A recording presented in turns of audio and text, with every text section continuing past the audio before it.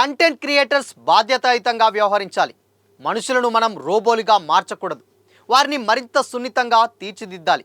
Music, dance కళల ద్వారా మానవ సున్నితత్వాన్ని పెంపొందించవచ్చు. కంటెంట్ క్రియేటర్లను ప్రోత్సహిస్తాం. భారత్ ఎంటర్టైన్మెంట్ హబ్గా మారుతుంది. ఈ విషయాలని నేను చెప్పట్లేదు, స్వయంగా పీఎం నరేంద్ర మోడీ గారే అన్నారు.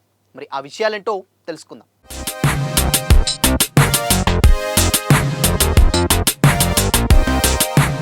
Hi, hello, welcome to Disha TV. ఇది దేశ ఆర్థిక వృద్ధికి కీలకం.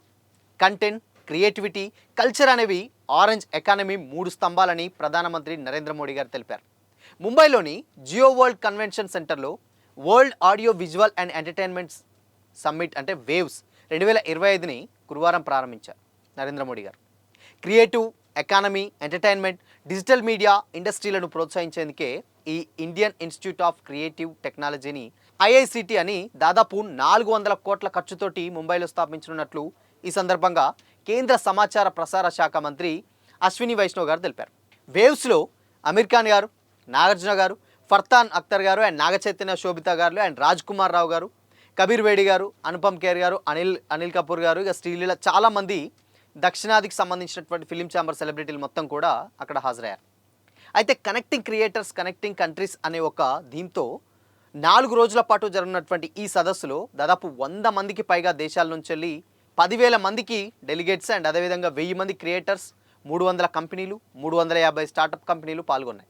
అయితే వేవ్ సదస్సు ప్రారంభించగా ప్రముఖ సంగీత దర్శకుడు కీరవాణి గారి సారథ్యంలో అండ్ చాలామంది సింగర్ చిత్ర గారు, శ్రేయా ఘోషల్ గారు, మంగ్లీ గారు, లిప్సికా, వీళ్ళంతా కలిసి కూడా భారతీయ భాషల సమాహారమైనటువంటి ప్రారంభ గీతాన్ని కూడా ఆలపించారు. అది కూడా అందరికీ తెలిసిందే. అయితే ఈ వేదికపై మరి నరేంద్ర మోడీ గారు మాట్లాడుతూ సృజనాత్మకతను ప్రోత్సహించాలనే ఉద్దేశంతో త్వరలోనే వేవ్స్ అవార్డులను కూడా ప్రతిష్టాత్మకంగా అందించనున్నామని చెప్పి, ఇప్పుడు creative in India, create for the world సమయం కాబట్టి ప్రపంచం కొత్త కథల కోసం ఎదురు చూస్తున్న నేపథ్యంలో భారత కథలు గ్లోబల్ రీచ్ని సాధిస్తున్నాయని, భారత సినిమాలు 100కి పైగా దేశాల్లో నేరుగా రిలీజ్ అవుతున్నాయని అండ్ భారతీయ సంస్కృతిని ప్రపంచవ్యాప్తంగా తీసుకెళ్లడంలో మన దేశ సినిమా రంగం విజయం సాధించిందని అండ్ దానికి పర్ఫెక్ట్ ఎగ్జాంపులే RRR సినిమాకి ఆస్కార్ రావడం అని చెప్పుకొచ్చారు. అండ్ రష్యాలో రాజ్ కపూర్ చిత్రాలు పాపులర్ అండ్ అదేవిధంగా ఆస్కార్ అనగానే మనందరికీ గుర్తొచ్చేది AR రెహమాన్ గారు, రాజమౌళి గారు, ఇవి కూడా గుర్తొస్తాయి. అండ్ అయితే ఇటీవల 50 దేశాల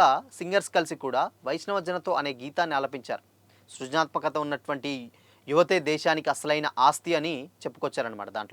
దీంట్లో చిరంజీవి గారు కూడా పాల్గొన్నారు. ఆయన మాట్లాడుతూ, బాల్యంలోనే నేను ఎక్కువగా డ్యాన్సులు చేసేవాడిని, అలా నటనపై ఆసక్తి మొదలైంది.